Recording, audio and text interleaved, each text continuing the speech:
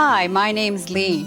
Candle making has been a craft for centuries. Actually, though, centuries ago it was not a craft, it was a necessity. Before they had electricity, they needed light for their homes, and candles was a good source. The only thing is, someone probably got stuck with that job, having to make enough candles to last a month.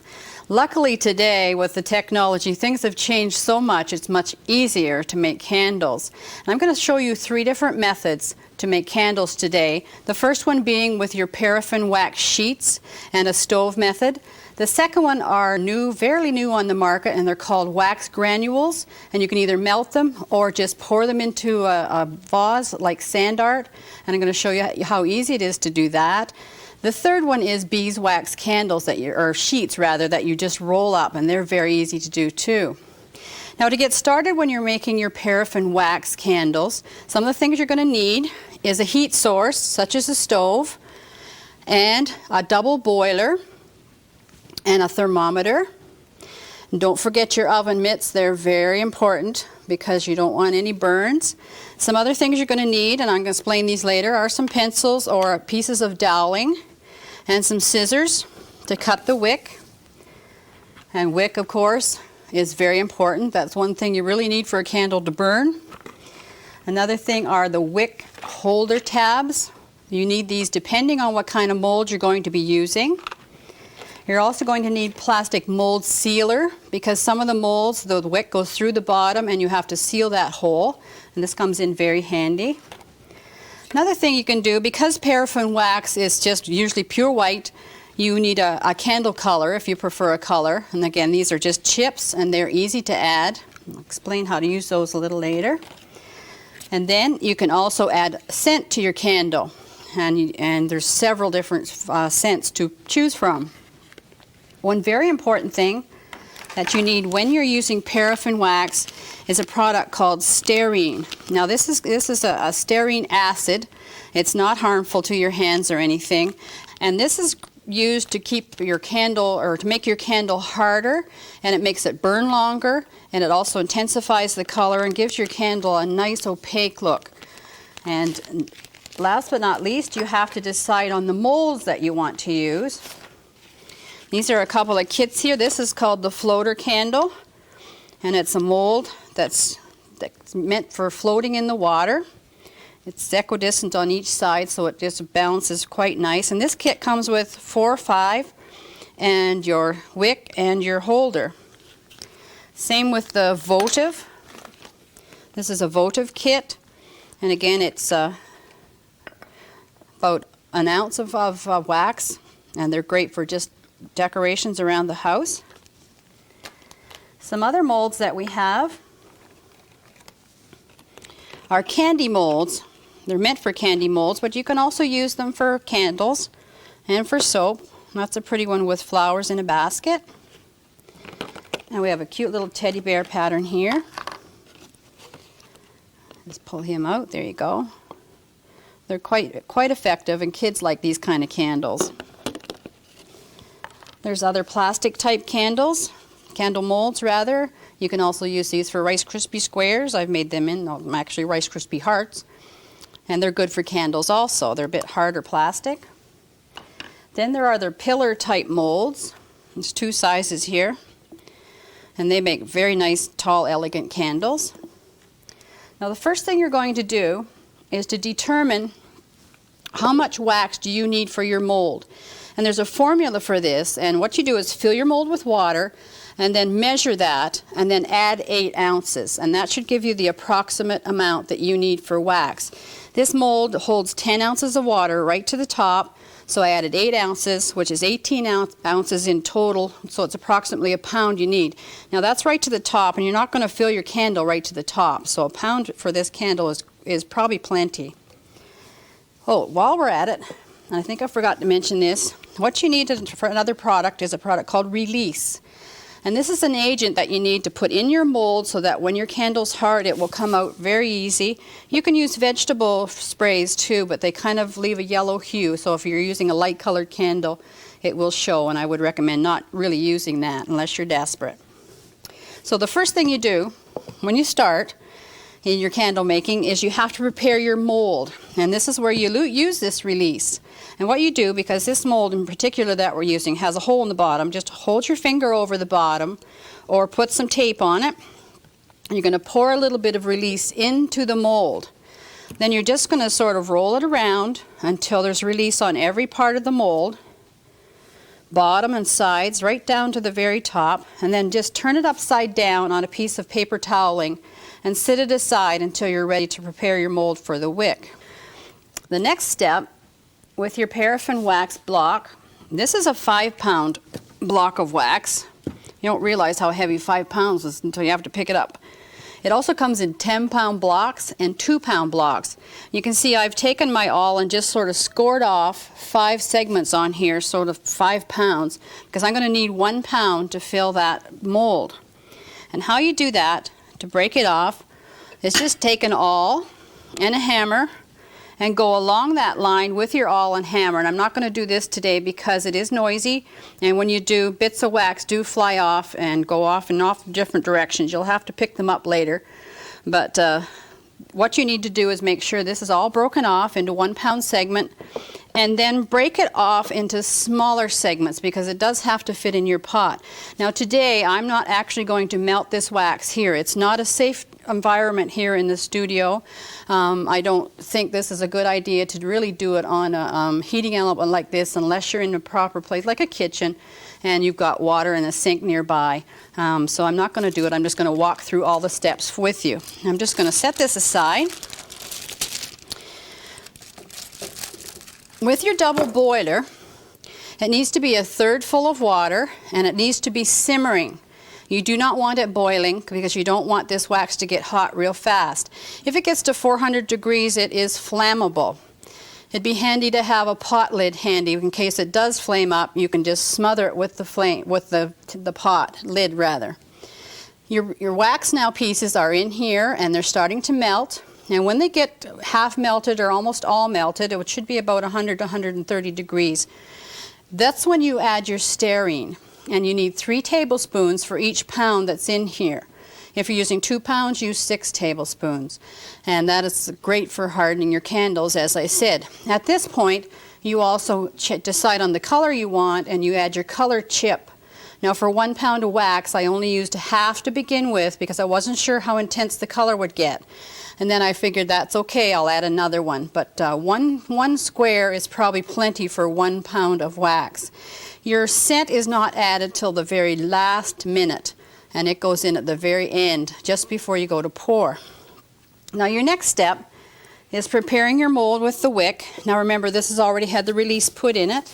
You're going to take your wick, and what you need to do is prime the wick. Now this is where the temperature and the thermometer comes in handy again. You need to watch this thermometer constantly, because once this gets to 160 degrees, this is when you need to prime your wick. I've already measured the wick a few inches longer than the mold, and I'm just going to hold it in my fingers, and I'm not going to dip my fingers into the wax. If you think you're going to touch the wax with your fingers, then just hold it with some pliers or something. But to prime the wick, just put it into your wax, swirl it around, and then pull it up and just let it drip for a few minutes in your pot.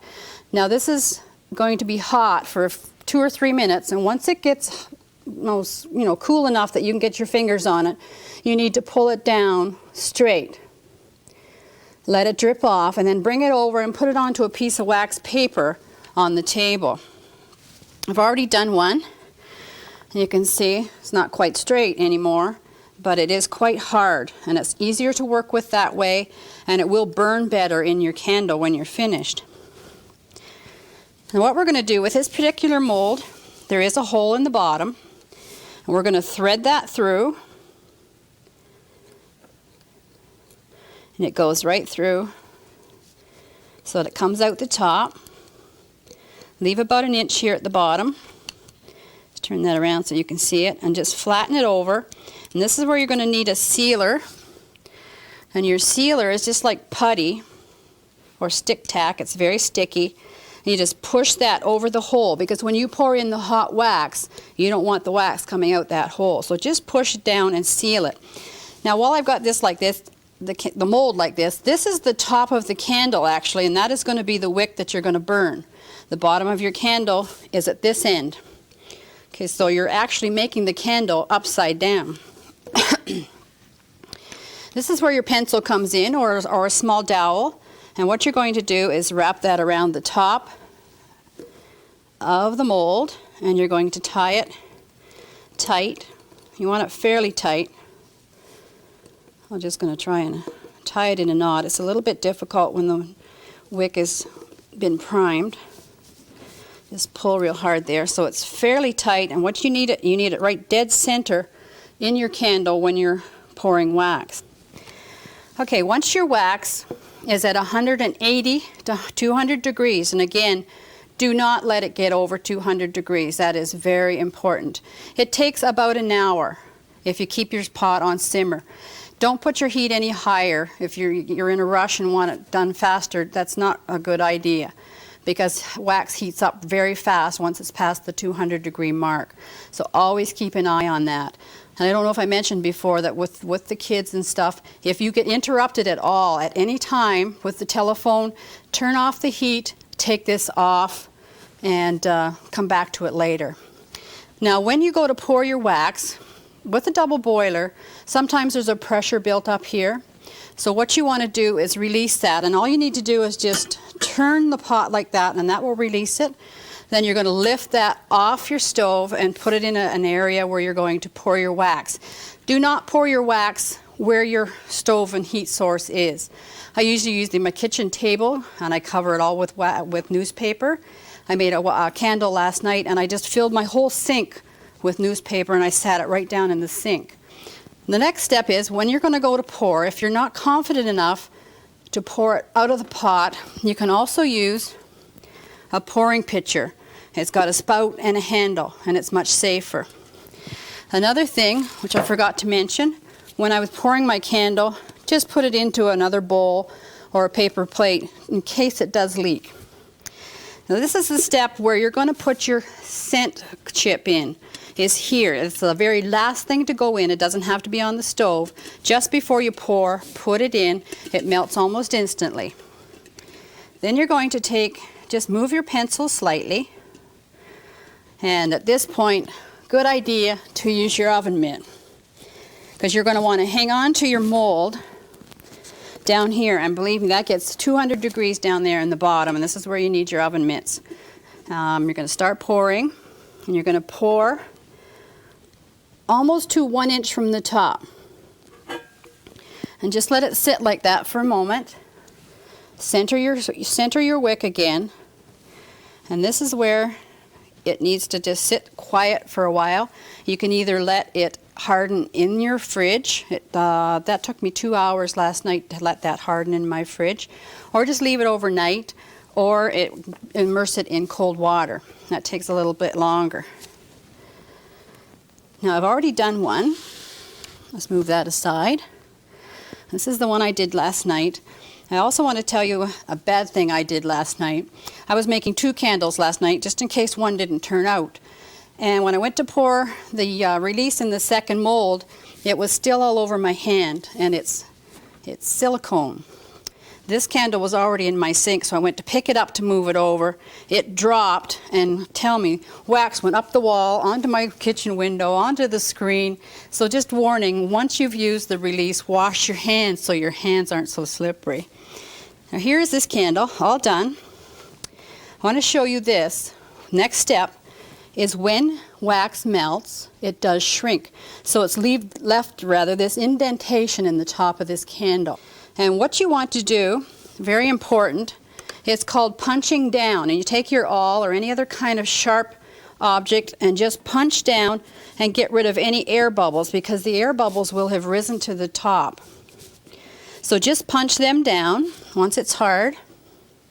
So the next step, the next day or a few hours later, is to heat the wax again, being very careful, keeping an eye on it. Do not leave the room when you've got wax on the stove. It has to be heated again to 180 to 200 degrees. Then you're going to pour it again just into that indentation to level it off. Then you let it harden, and remember, this is the bottom of your candle, so if it's not perfect, no one's going to see it but you. Then you're going to slip it out. This comes out pretty good. If it doesn't come out, this is the point where you can go to your sink, turn on the hot water as hot as you can. Just run that under the hot water and it should slip out then.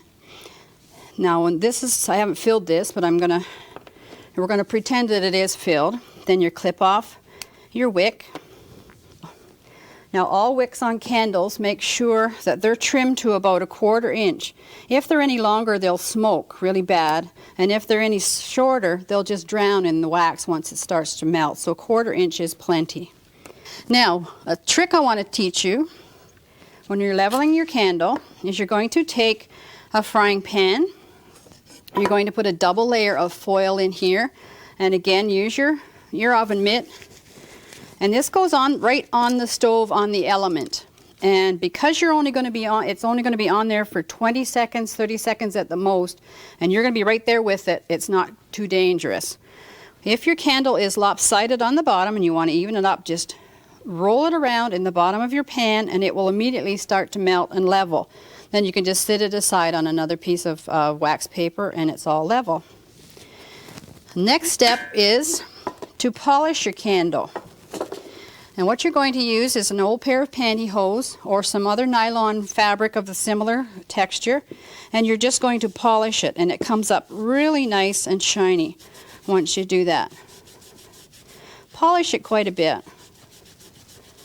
And as you can see, it does come up really nice and shiny. And that's your candle all finished, all ready to be used.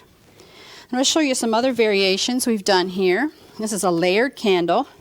Now it's not quite finished, I haven't polished it, but you see I've used 3 different colors of wax in here, and I've used the large mold.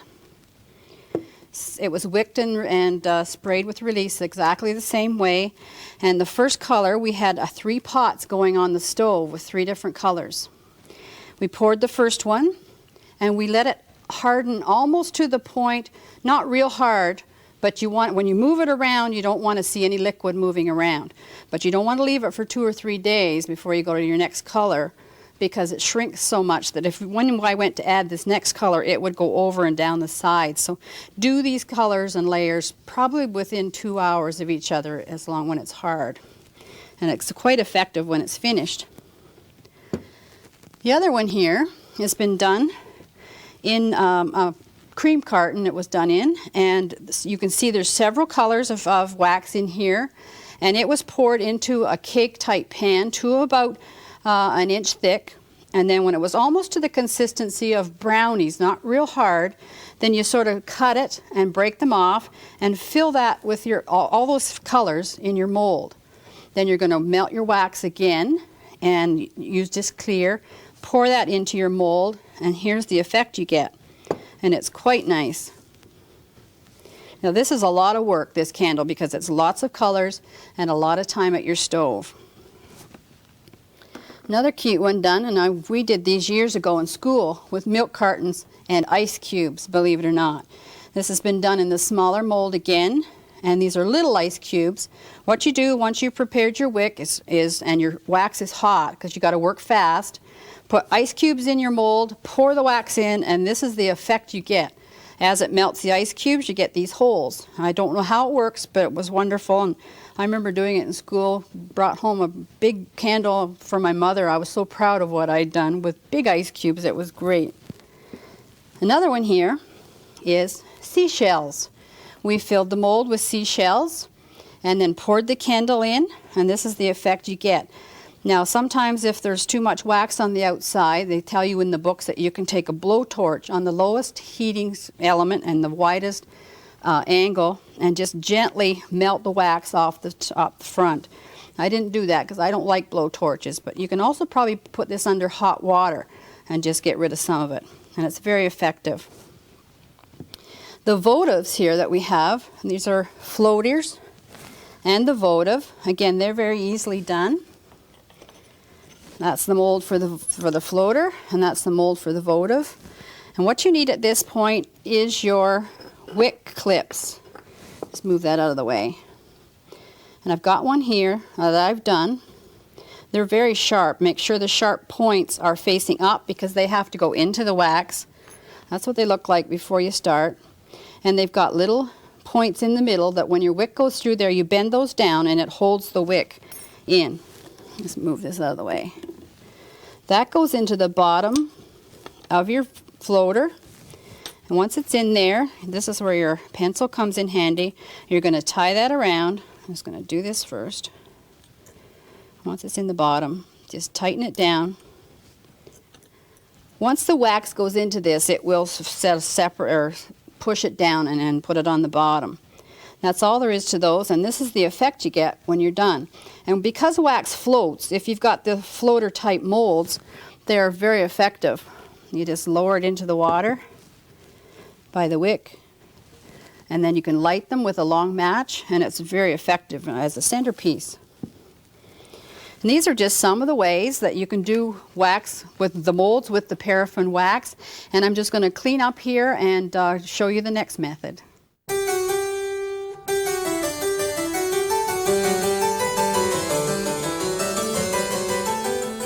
Wax granules are fairly new to the market, and there's two ways to use them. You can either melt them or you can use them unmelted, and I'm going to show you both methods. The beauty of this wax, it comes already colored, it already has the hardener in it, and it has the mold release in it, so those three things are eliminated right away. The differences in the two different ones that I showed you earlier is that you only need a pot for this one. You do not need a double boiler. Your wax goes into a boiling bag, or melting bag they're called. My mother uses these because she hates cleaning her oven. She puts her roast in it, she seals it up, lays it in a pan, and the roast cooks in there and the juices stay inside. And it's that type of bag that you need. You can find them in the supermarket. They're very heavy and they take the heat of an oven, and you need that kind of bag to use for this. You need a bag and a twist tie. Your pot will have a third water in it, simmering, and again use the same cautions that you've used before, because this still is wax. Even though it's tiny little granules, it's still flammable if it gets above 400 degrees. What you need to do is put the quantity you need, and same method of measuring applies. You put the method or the number of granules you need in the bag. The bag goes into the boiling water, simmering water, excuse me, and then you let it melt. And you have to still keep checking the temperature on that. And to do that, I'm just going to move this paper plate into the center. Once it's melted, bring it out right away, open it up. Now keep your hands just on the top, because remember, that wax down there is going to be very hot. You're going to open it up and hanging onto the bag. Do this away from your heat source, on your table that has been covered with newspaper, or into the sink that's been covered with newspaper. Put your thermometer down in there and hold it there just for a few minutes, and you'll see what the temperature is. Now if it's not up quite high as you want it, take that out, twist it up again and put it back into, and just keep checking every 2 or 3 minutes to the temperature. When it's ready to be poured, I'm just going to set this aside just for a moment. Now this is already in my pot. I'm going to put it back in so I know where it is. I've prepared the mold exactly the same way, and this is the poured candle. And you can see I only used half of this mold. You don't need to use the whole mold. I've just used half of it. And it's prepared the same way with the wick, and you do not need the release, remember that. Now, one method I use is they recommend that you can pour this right out of the bag, but I do not like doing that. I find that's a little dangerous. So this was just a brilliant idea of one of our cameramen he came up with just now, and I think it's great. Put it into your pouring pot, take your bag, put it over the edge, and there you can pour it, and it's already there ready to go. And isn't he brilliant? Bring your mold in, and you pour that in exactly the same manner that you did before. Let it harden, and you've got your candle. You still have to punch down the bottom, and you fill it up again with a little bit more, and there is your candle all finished. We've decorated this with some 3D foiling glue and Renaissance, and I'll show you how to do that later, but that is a beautiful finished candle. That's the melting method. I'll set this aside for a moment. Bring in my paper plate again, and I'm going to use the bowl, and I'm going to show you how to do this layered method. It's almost like sand art. If you've ever done sand art, it's a fun thing. The beauty about this is children can do this because it does not involve the stove whatsoever or any melting of anything. And they can use this quite well. You're going to need your wick clip again, and I've already put one together here and folded the edges down like I showed you earlier. I have to find some scissors. There they are. I'm just going to clip this off so that it's flush on the bottom. I'm going to take a little bit of the sealant and stick that on the bottom, and it's going to go right down inside of the bowl. Just using a glass rose bowl. You're going to use your pencil again, do the same method. You're going to tie it onto the top into a knot just so it's very tight. Now this is all you have to do is to start pouring, and I've poured out 4 different colors here. I'm going to pour in some blue first. Whoa, the cup broke. Don't squeeze your cup. That's what a kid would do. And just level it off. Okay, next color, and I'm not going to squeeze this cup, so try this once more. There we go. Pour in a second level. You can take a spoon at this point and level that out if you like. And this is where you're going to take a dowel or a knitting needle and just go down into the sides and make some streaks. It gives you these streaks that you see here. I'll just do the one side and we'll go all the way around. Then I'm going to add a third color, remembering not to squeeze the plastic cup. You can pour it in right out of the bag. It's much easier. I thought it'd be nicer to see that way and easier to handle. And you're going to smooth that out again. And I'm going to take my dowel and I'm going to do some streaks down the side again, just to give it a nice design. You can move your pencil over a little bit at this point, just remembering when you finish to center your wick. And move it over again. Pour in a 4th color. You can see where kids would love to do this. And if you can buy some inexpensive, cheap little glass votives, they're great for kids to do in a craft class.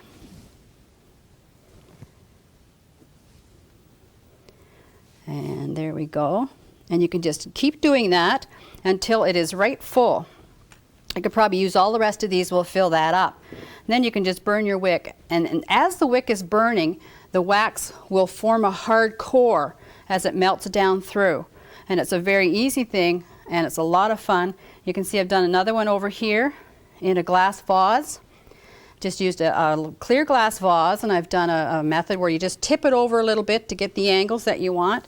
Same thing with the candle. To put the wick down in, just push it down in with a dowel or a knitting needle again to stick it on the bottom. One last thing I want to show you, and this is really pretty too. I've done a flower effect on the very top of this and just used my spoon and did that to make a flower look. Push down on it. It's also layered. You can't really quite see it on the camera probably through here, but you can in real life. I'm just going to tip that up just to have a bit. And as I said, this is one of the easiest ways to make candles.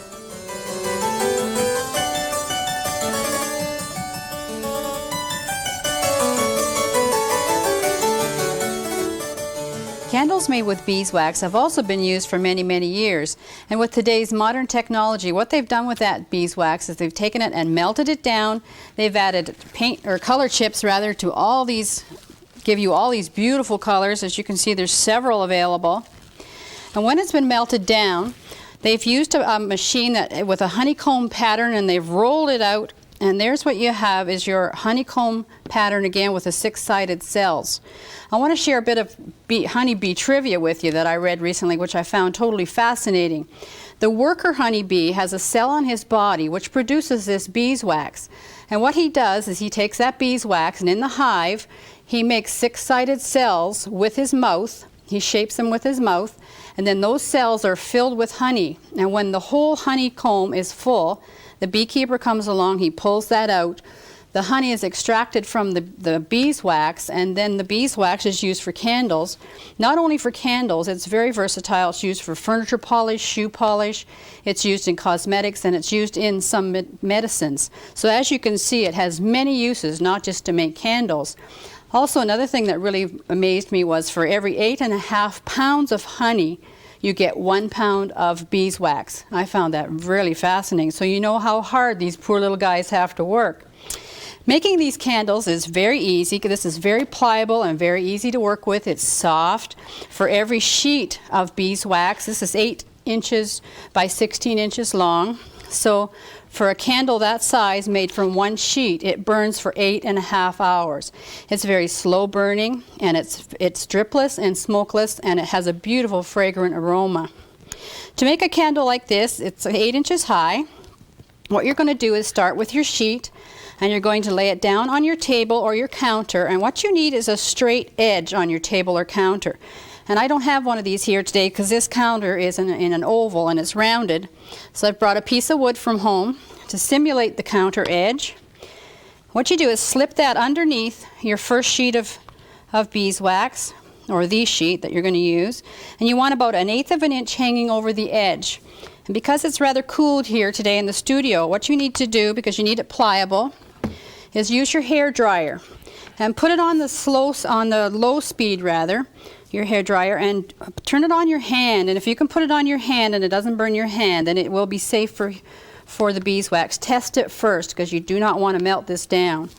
And you're depending on, I'm just going to turn this on for a minute to show you how high this should be from your hand.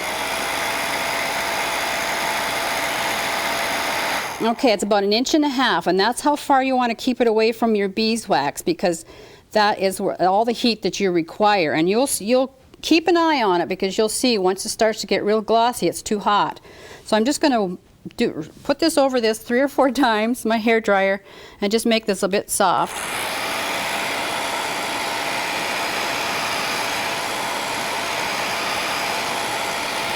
You just need to run it by 3 or 4 times. Well, next step is take my countertop away.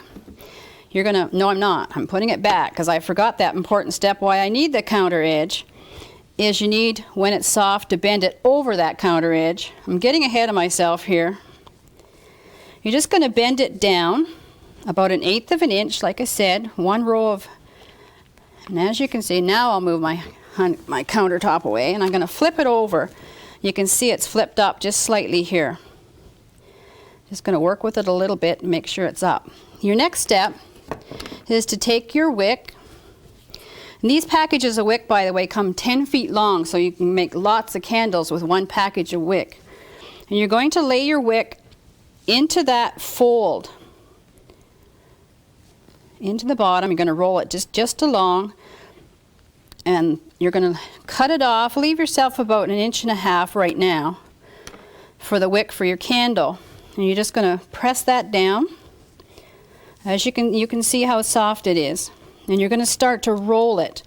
And again, if you find, excuse me, if you find that this wax is a little too hard to use, if your room is fairly cool, just keep using your hair dryer. Now, this first piece of wick is very important. You need that nice and tight, because that will give you a long burning candle. If the candle is properly wicked like that, it will burn for 8 hours. So then you're going to start to roll it. And I'm going to turn this for a minute because I find it easier rolling with my whole hand rather than just my fingers. And 2 hands. And you're just going to roll. I'm going to turn it around again. Whatever works best for you. If you get this bottom edge here, if it's a little off whack, don't worry, because you can just cut it off and even it out with an X-Acto blade. You're going to keep going. Make sure your wick doesn't get caught in there. Just keep rolling. Try to keep it as tight as you can too. The tighter it is, the longer burning it will be. And I'm right down at the very end. My next step, I'm just going to turn this around so that this is in my right hand, this slip, and I'm going to just melt that again slightly with my hair dryer.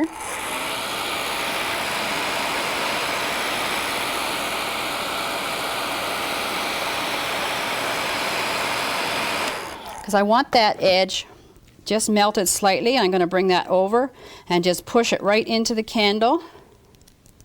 Probably could have been melted just a wee bit more.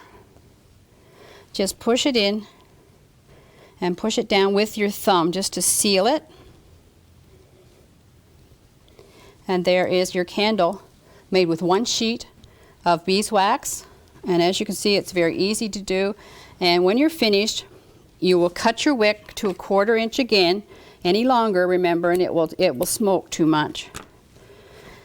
Then you can decorate that any way you want or just leave it the way it is.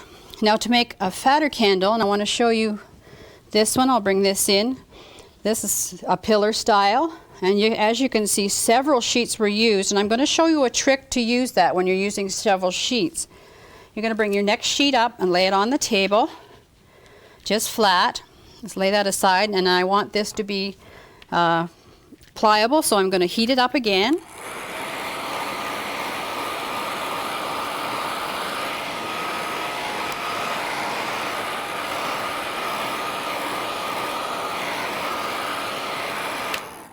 Now, as you can see, that time I heated about 1/3 of the sheet.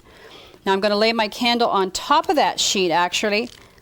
Let me make sure I got this right. No, I'm going to turn that around, because what I want to do is where you can see this seam right here, I'm going to bring this sheet up and I'm going to butt it up against that seam. I'm not going to overlap it, because then it will leave a bulge on your candle when you start to roll. But you want to just meet it. Press it down because it's already warm to seal. And remember, you're just butting it up against it. You're not overlapping. Then I'm going to pick the candle up and bring it down to the end. Whoop, you see I didn't press that hard enough. Do that again. There we go. Okay, I'm bringing it right out to the very edge again, and I'm just going to keep on rolling. Make sure you're rolling fairly tight. You can see how easy and fast that starts to grow. It's starting to get quite big already. I'm going to seal the edge again.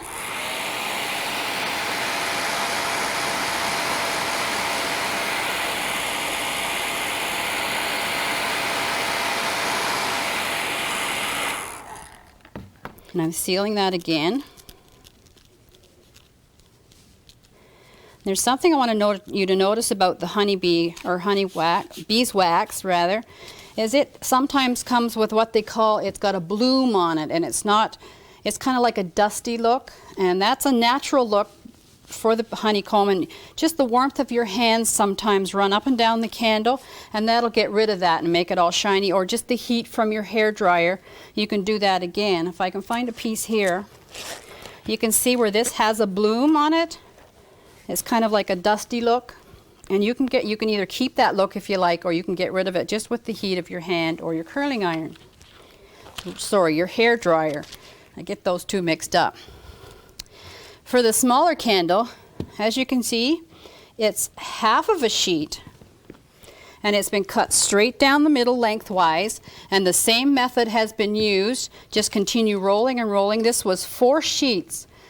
Actually 4 full sheets of beeswax cut in half, so you had 8 pieces, and that was a really nice big, it makes a really nice big pillar. Another way to make candles, and again these are, I'll bring this up, a spiral candle. You can see it's been done on the angle, and I'm going to show you how to do that now. You take your sheet, I think I'll use this color so you can see what happens when I do heat it up. I'm going to take a 15-inch metal ruler and an X-Acto blade, it's hiding, and I'm going to cut it from corner to corner lengthwise. It's very easy to cut again. Move that down. If it's not straight corner to corner, don't worry, because you won't see it once it's rolled up. I went off the edge there a little bit, but not to worry, that will heal if I just push it together. Now I'm going to set one piece aside. This will now make 2 candles, and I'm going to make the shorter version first of all, the 8-inch, and that's using the 8-inch side, so you know that if you want an 8-inch candle, you're going to start rolling it that way. The same method applies. I'm going to take my countertop edge, lay it over the edge. I'm just going to heat it up a bit again.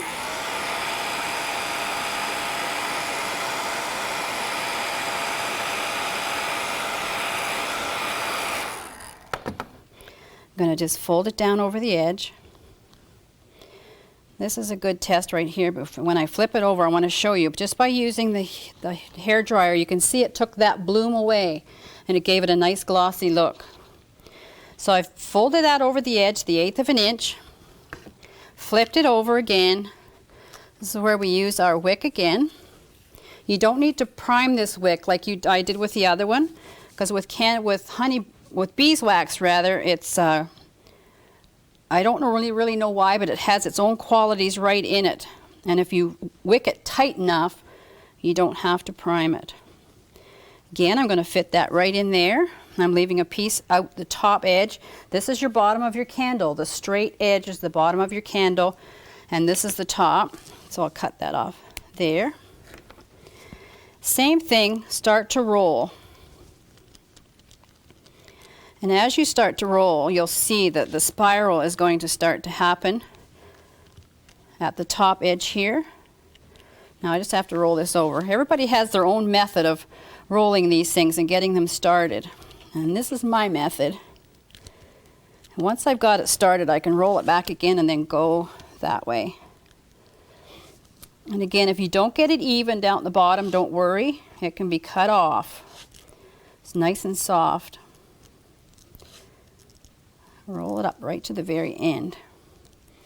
Now again, when we get down to the very end, just open that up a little bit and you're going to melt it.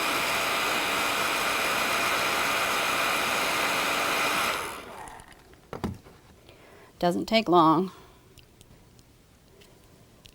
There we go, and that's all sealed, and that gives you your spiral candle. And you can see the difference. I've heated this one with the hair dryer, and it's taken the bloom away.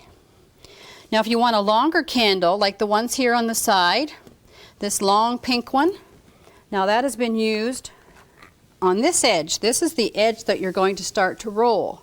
This long edge, because this is how tall you want your candle to be. And the same thing applies. We're going to start rolling that way. So I'm not going to roll this one. I'm just going to do the same method as you use your counter over, your wick goes in this side, you start to roll it, and it gives you this beautiful 18-inch or 16-inch candle, by the way. And as I said, these things they're beautiful candles. They're smokeless, they're dripless, they last forever, they've got a beautiful aroma to them, and you can see there's many methods to use with them. This little candle out front, we just took leftover bits of some beeswax and cut it up, just heated it slightly with the hair dryer and just pressed it onto the candle and just put some beads in the middle, and you can see it's very decorative. And this other one, we've just pushed in some pretty little brass charms. So you can see making candles with beeswax is not only easy, it's fun.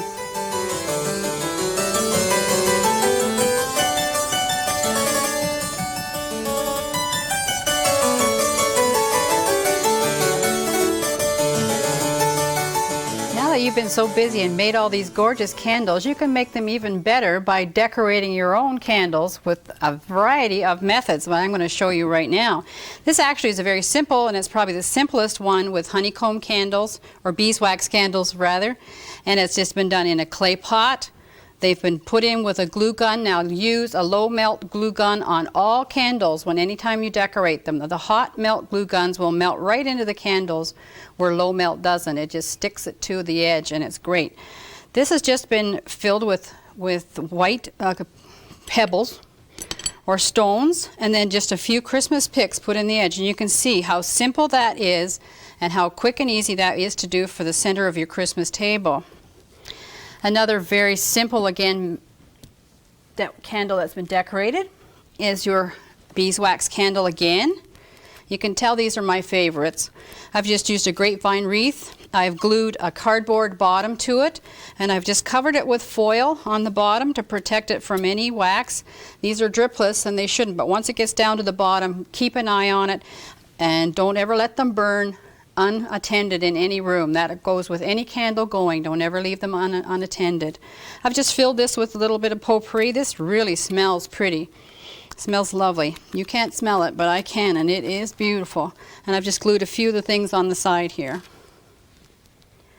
Our next candle over here, we've just used the plain white wax again, and I've used a product called Marble Decorator Top Coat, and it's a webbing spray, and I've just sprayed that on, and it comes out in gold spray, just almost like cobwebs. It comes out, and it's beautiful. Just tied it with some raffia ribbon, and that's all there is to that one. Again, these are very easy to do and fast. This is a really new thing on the market right now. Believe it or not, these little appliques on the front of here are also wax, and they come already cut out for you, and you just peel them off and place them on your candle, and when wax adheres to wax, it sticks. And these little Santa face. This comes in a little package, and you create your own little face on the front. And kids love these. They're easy to do too. Most of these methods are very easy to do. The next one I want to show you is with a product called 3D foiling glue, and I'm going to show you how to do this a little later. You just put your 3D foiling glue on here and you let it dry. It's sticky when it dries, and then you take the Renaissance foil and push it on and just peel it off, and it is fabulous, and that is a really easy one to do, and I'm going to show you that later. This is a novel idea. This is using lavender seeds. What I did was I took the big package of lavender and I put it in a plastic bag, and I smashed it and banged it and took off all the seeds. And when all the seeds were off, I put them in a paper plate. Then I took Podget Plus, which is a glue. It's also a sealer, but for this method it's the glue. I sponged it on with a sponge brush, and then I rolled it in the lavender seeds, and that is the effect you get when you're finished. Then I just added a little bowl around to match, and there's a beautiful decorative candle, and this also is very fragrant. Over on this side, this is a simple clay pot again with the large pillar glued into the bottom. Then I put a little bit of Spanish moss in around, and then just decorated it with some ferns and dried roses, and it's a very country look. The next one here, honeycomb candle again in the spiral.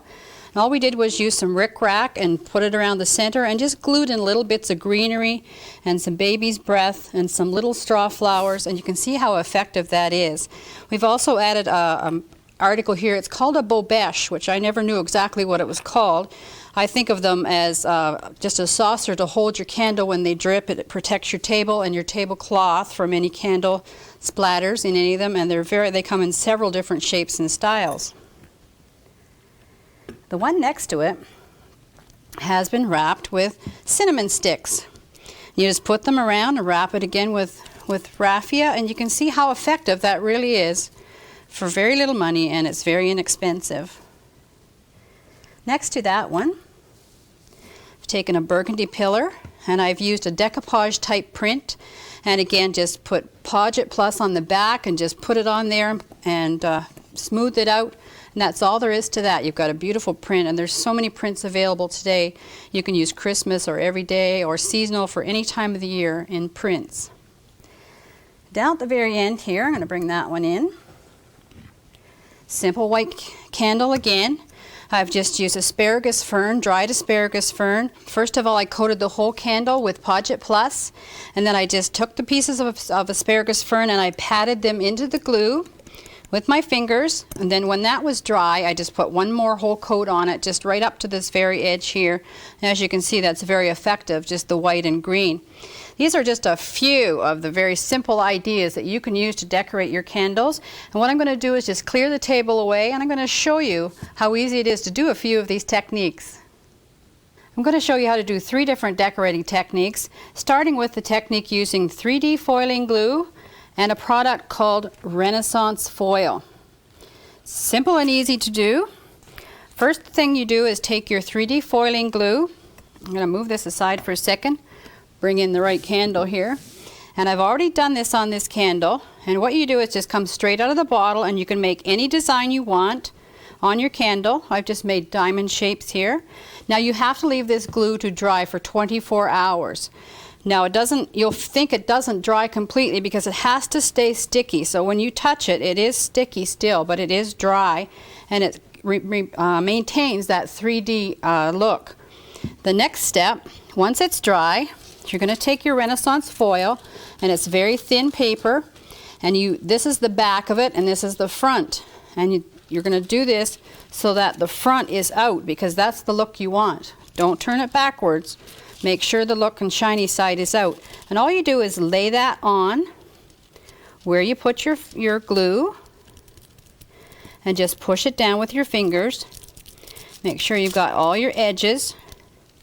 You might want to use a craft stick or something just to make sure you've got all your edges. Let's lay that down a little bit more here. Once you think you've got it all on, what you do is just take it and pull it off, and you've got it on there. Now I've missed a few pieces over here, so then that means you can go back and do it again. This is where I need a craft stick. You can see where it's come up again. Any pieces you've missed, just go over it again. You can't really tell till you take it off. Just use your fingernails to do the edges, and there is it done there. I'm just going to go back in again because I'm not quite happy with that yet. I'm working at an angle here where I can't quite see. Let's lay it down a little bit flatter. There we go. That one's finished. I'm going to do this one. I always try to save as much as this as I can, so I'm just going to move over a little bit more so I can get lots of use out of one sheet. Rub it on. Make sure you get all over. And again, you don't really know that you've got it until it comes off, and you just pull it off. I'm going to go back in and just fix up some of the places that I've missed. Now down here on the candle where you see there's some down here, you can just gently scrape that off with an X-Acto knife, and no one will ever know it got there. And then just smooth it with your finger or pantyhose, and that'll smooth it all out again. That's all there is to that, and it's very effective. This is a good glue for candles because it adheres to wax very well. Just set that aside. The next method I'm going to show you is a sponging method, and we've used acrylic paints. We've used 3 different colors of acrylic paints on here, 2 shades of green and 1 of silver. And then to get the marked off effect, we took a piece of paper once the whole candle was sponged, and then we just marked that off or taped it off. This is hard to see, I gotta turn it here. Just like that. And then we taped it with some masking tape so that it just had that part showing. This is difficult here. Okay. Then we sprayed it with a product called Flex Stone just in that area that was taped off. And because it wasn't quite the color we wanted to pick up the silver that's in the candle. So once that was dry, we just painted it with a metallic folk art paint again, and any kind of a acrylic silver metallic paint. And again, it's super easy to do. All you need is a paper plate or some paper towels. I'm going to use 2 shades of green, and I'm going to use gold this time. And just make circles in your plate. Make another one right over the top with the lighter green. You can use any color you want. This is like sponging technique that you use on walls, on anything else. It's the same method. And then the gold. It's going to come out. There we go. I'm just going to use a white candle this time. Then you take a sponge. I'm using a natural sponge, and it's got nice holes in the bottom. You don't want it flat. You want it holes so it gives you texture. Just go into your glue, or this is paint rather, and then just sort of clean it off at the side, and then go right onto your candle. And again, acrylic paints do stick very well, believe it or not, to wax. I didn't think they would until I tried it, but it's true, they do. And you can see the effect you're going to get. I kind of want some of the white still showing through. You can see how effective that would be. And as with this one, when we separated it, we just glued a little bit of silver cord along here. And if I did the same method here, I'd do some gold cord up there to pick up the gold in the paint. And that's the sponging method. I just want to show you another candle. I'm just going to move this one over. This is just a blue candle with one coat of white sponged on, and it almost looks like snow. And it is very pretty and very effective again. The last method I want to show you, and this is real simple and really easy.